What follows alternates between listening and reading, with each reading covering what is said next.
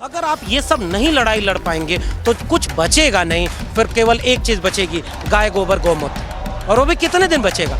और एक दलित अगर गाय गोबर गौमूत्र खाए पिए सब कुछ करे, वो राम मंदिर का पुजारी नहीं बनेगा। अगर एक पिछड़ा सब कुछ करे हिंदू बनने के लिए, मुसलमानों के खिलाफ जो इनका नफरती आरएसएस का एजेंडा है, लिंचिंग करने में पसमानदा मुसलमानों को मारे, उसके बाद भी वाइस चांसलर नहीं बनेगा, जज नहीं बनेगा, वकील नहीं बनेगा। और उत्तर प्रदेश जहां ये अजय सिंह बिष्ट, आदित्यनाथ मठाधीश, दुनिया में इतना जालिम मुख्यमंत्री, कभी इतिहास लिखा जाएगा तो इतना जालिम मुख्यमंत्री का इतिहास नहीं आएगा। सड़कें खोदवा दी, कीले लगवा दी, इंटरनेट बंद करवा दिया, लोगों की गिरफ्तारी करवा दी, पुलिस बुला ली, पैरामिलिट्री फोर्सेस बुलवा दी। अब इसे आपातकाल कहें या ना कहें, इस पर बात करेंगे लक्ष्मण यादव से। इसे आपातकाल कहना ठीक रहेगा लक्ष्मण जी? मुझे लगता है कि जैसे शब्द अपने मानी खो रहे हैं, अर्थ खो रहे हैं, जैसे पढ़ेगा इंडिया तभी बढ़ेगा इंडिया, सबका साथ सबका विकास, सबका विश्वास, या ये कह लें कि सौगंध मुझे इस मिट्टी के मैं देश नहीं बिकने दूंगा, तो ये सब नारे हैं, इनमें शब्द हैं और शब्दों के कुछ खास अर्थ हुआ करते थे। लेकिन अब हम उस दौर में जी रहे हैं कि ऐसा लगता है कि शब्द कहीं और हैं और अर्थ खो चुके हैं। वैसे ही आपातकाल भी है। इंदिरा गांधी अगर आज होती तो वो अपने उस निर्णय पर जरूर पछताती कि घोषित आपातकाल लगाना कितनी बड़ी गलती है। बिना आपातकाल की घोषणा के उस आपातकाल से कई गुना ज़्यादा दमन किया जा सकता है, इसका उदाहरण पेश कर रही है मोदी सरकार। और इस समय कोई भी तबका ऐसा नहीं बचा है जिस पर आपातकाल लागू ना हो। घोषणा नहीं है, भ्रम बना रहे ताकि हम जमहूरियत में जी रहे हैं, बाकी कुछ बचा नहीं है। दलितों के ऊपर नक्सली, छात्रों और प्रोफेसरों के ऊपर अर्बन नक्सल, टुकड़े टुकड़े गैंग, मुसलमानों ने लड़ाई लड़ी तो पाकिस्तानी, किसान लड़ने आए तो खालिस्तानी। और उसके बाद उन्हें रोकने के लिए जो बाड़बंदी सरहदों पर हुआ करती है, वो एक देश की अपनी जहां सरहदें टूटा करती हैं, एक देश बनता कैसे है, हर तरह की सरहदों को तोड़ करके, हर तरह की बेड़ियों को, कांटों को, अरे और वो भी किसानों के मसले पर। हम लोग किसान परिवार से हैं, हमारे भीतर एक ज़मीर है, वो ये कहता है कि तुम्हारे ऊपर कर्ज है, किसानी के कर्ज हैं जिसने हमें यहाँ तक पहुँचाया। हम आज प्रोफेसर हैं तो इसलिए क्योंकि हमारे पुरखे किसानी करते थे। उन्होंने बंजर ज़मीन में फसलें पैदा की, उस ईंट पत्थर को बाहर किया, कंटीले कांटों को निकाल करके सुनहरी फसलें पैदा की ताकि इस देश के पेट भर सकें।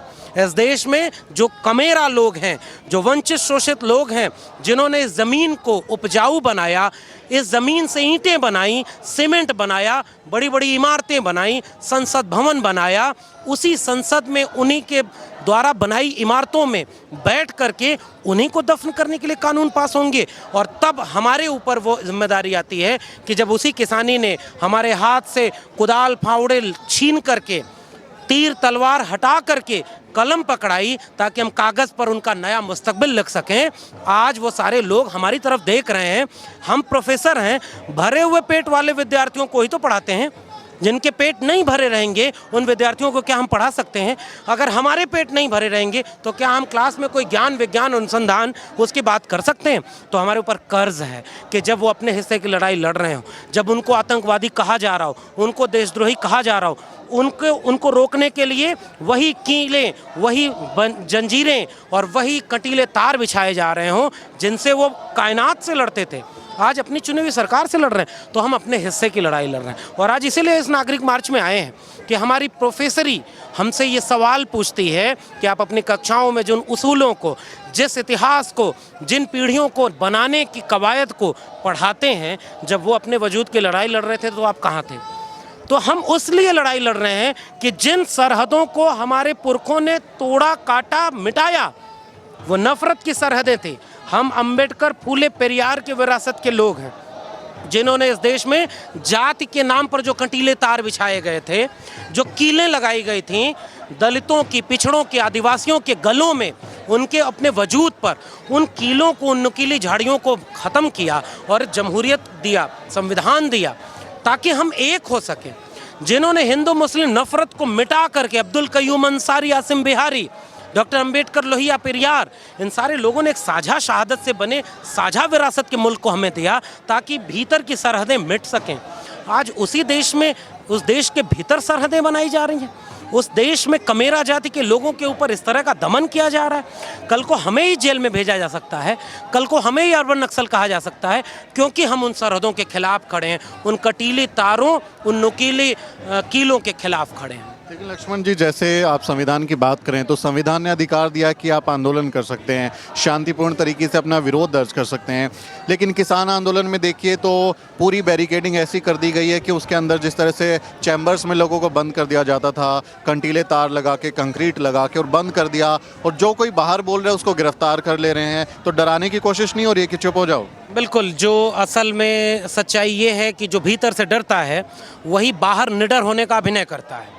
ये सरकार जो वर्तमान में है, इसके पीछे एक 95 साल का सांस्कृतिक संगठन काम करता है। उस सांस्कृतिक संगठन का काम ही ये है कि इस देश में नफरत की बुनियाद को गहरा किया जाए और लोगों को डराया जाए। अब उनको मौका मिला है और उनको मौका देने के पीछे कारपोरेट ताकतें हैं। अब उस पूरे कारपोरेट का दबाव ये है कि उन सारे सेक्टर्स को बेचो जिसके नाम पर हम मुनाफा कमा सकें। PSUs, railway, BSNL, MTNL, LIC सब कुछ बेच दिया। इसी आपदा को अवसर पैंडेमिक के समय नई शिक्षा नीति लागू कर दी। इसके पीछे वजह क्या है? ये सारे वो सेक्टर थे जहां प्राइवेट सेक्टर मुनाफा नहीं कमाता था। इस देश में जमहूरियत होने की बुनियाद ये थी। सरकारें चुनी इसलिए जाती थी कि वो हॉस्पिटल बनाए, स्कूल बनाए, विश्वविद्यालय बनाए, गरीबों को रोटी मिले। और आज चुनी हुई सरकार क्या कह रही है? मंदिर बनेगा, मस्जिद टूटेगी, नफरत आएगी, लिंचिंग की जाएगी, कश्मीर में आपातकाल लागू किया जाएगा, धीरे धीरे वो पूरे देश में लागू किया जाएगा। तो फिर चुनी हुई सरकार का काम क्या है? मंदिर बनाना? मंदिर तो लाखों थे, राम का मंदिर वैसे भी बन जाता। आपको वोट दिया गया था मंदिर बनाने के लिए नहीं।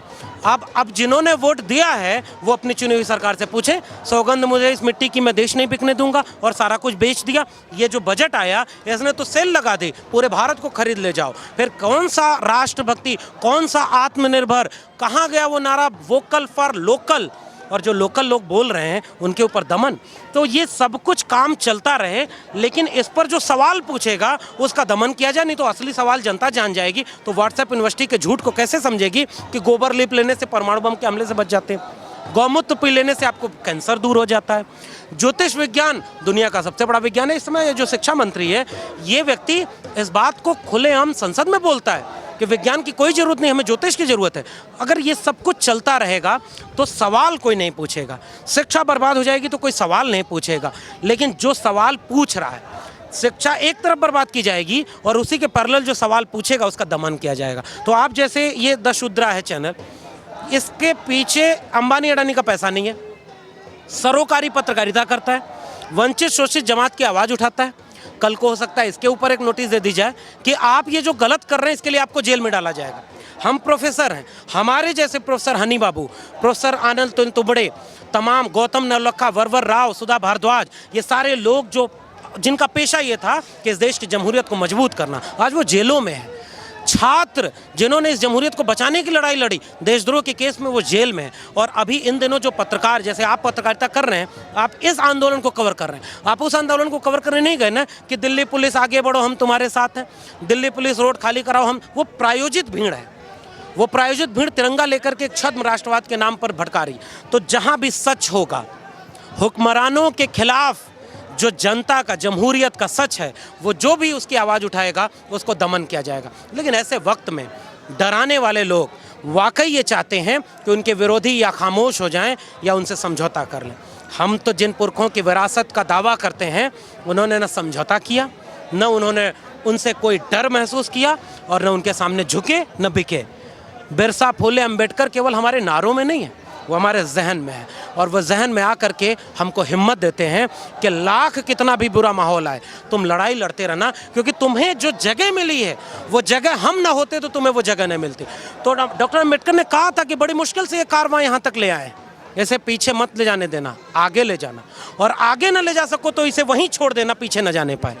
हम जहाँ खड़े हैं ये उनकी वजह से खड़े। अगर आज हम नहीं लड़े तो आने वाली पीढ़ियाँ हमसे सवाल पूछेंगी कि तुम्हारे सामने ये सब कुछ हो रहा था। तो कम से कम ये एक वीडियो वाइट रहेगी कि एक द शुद्रा चैनल था, उस पर बोलने वाले लोग थे, वो सच की आवाज़ उठा रहे थे और वो जनता को समझा रहे थे कि देखो तुम्हारे शरीर पर फटा पुराना ही सही एक लिबास था और तुम वोट देने वाले लोगों को वोट दे रहे थे और जिन्होंने वोट मांगा था उन्होंने कहा था हम तुम्हें गाजर का हलवा खिलाएंगे, तुम्हारे छत पर सर के ढकने के लिए छत बनवाएंगे, तुम्हें और कुछ देंगे। और वोट पाने के बाद, जीतने के बाद उन्होंने आपका वो फटा पुराना लिबास भी उतार लिया। अब आप किसकी लड़ाई लड़ रहे हैं? जो लिबास आपके पास पहले से था उसी को बचाने की लड़ाई लड़ रहे हैं। ये किसानों की लड़ाई, सीए एनआरसी की लड़ाई, स्कूलों विश्वविद्यालयों को बचाने की लड़ाई, ये क्या है? जो हमारे पास था वही छीन लिया गया और हम उसे बचाने की लड़ाई लड़ रहे हैं। और जो हमें चाहिए था वहाँ तक बात ही नहीं पहुँच पा रही है। इसीलिए वो दमन कर रहे हैं, वो आपको डराना चाह रहे हैं, आपको मुद्दे से भटकाना चाह रहे हैं। अगर आप ये सब नहीं लड़ाई लड़ पाएंगे तो कुछ बचेगा नहीं, फिर केवल एक चीज़ बचेगी, गाय गोबर गौमूत्र, और वो भी कितने दिन बचेगा। और एक दलित अगर गाय गोबर गौमूत्र खाए पिए सब कुछ करे, वो राम मंदिर का पुजारी नहीं बनेगा।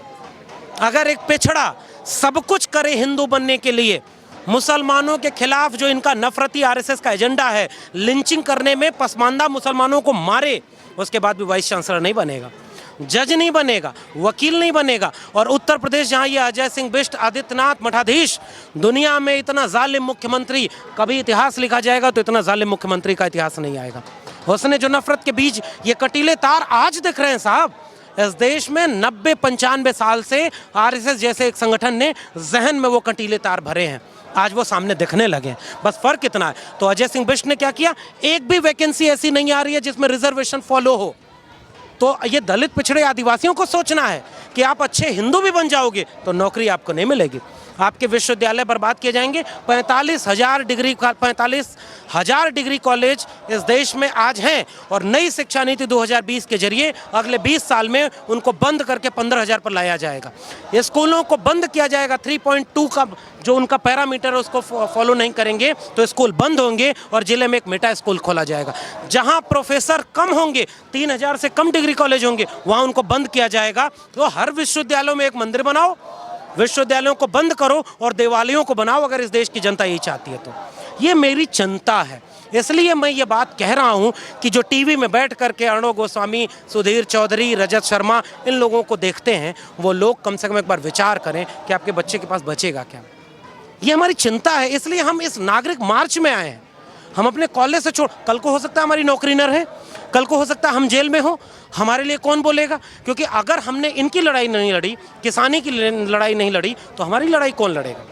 ये हमारी चिंता है। और जाते जाते केवल इतना ही, तो ये थे लक्ष्मण यादव, जिनका साफ साफ कहना है कि ये लड़ाई नस्लों फसलों को बचाने की है, अपने लोगों के भविष्य को बचाने की है। क्योंकि आप यदि प्रपंचों में फंसे रहे तो आप भले ही हिंदू बन जाएं या कितना दावा करें, लेकिन आपको आपके बुनियादी अधिकार नहीं मिलेंगे। ये वीडियो अगर आपको अच्छा लगा हो तो इसे लाइक और शेयर ज़रूर करें और हमारे चैनल को सब्सक्राइब करना ना भूलें।